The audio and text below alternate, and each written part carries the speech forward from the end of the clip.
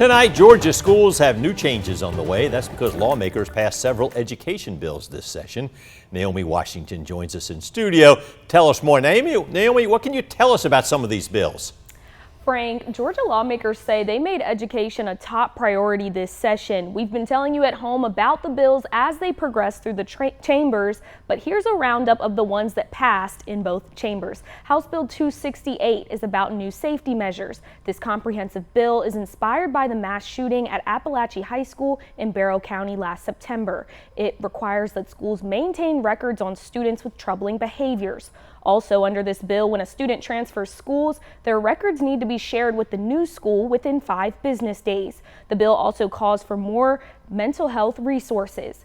Senate Bill 1 bans students designated male at birth from participating in girls or women's sports teams at public schools and colleges across the state. Supporters call it the Fair and Safe Athletic Opportunities Act. Here's what people said about 2 other bills that also passed.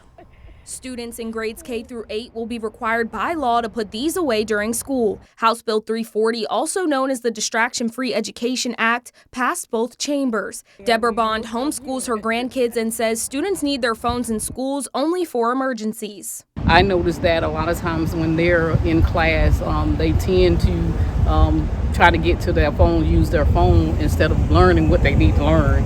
So I do really think it is a distraction. College student Lily Brady disagrees. I mean, sure, people can say that, phones are distractions and stuff, but a lot of people don't understand that a lot of parents use it for tracking reasons. Another headed to Kemp's desk for final approval is Senate Bill 123, which was proposed by Macon Senator John Kennedy. It prevents schools from expelling students solely for chronic absences. Representative Tangi Herring from Central Georgia says this legislation is a good move made by lawmakers. We can't blame our students or families for absenteeism right now. There are a lot of students and families who are living in hotels who are trying to make it, and we don't know their circumstances. So we have to find ways that we can support our families.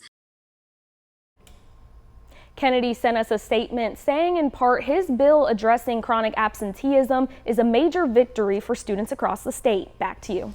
Naomi, thanks very much. The legislative session ends this Friday at midnight.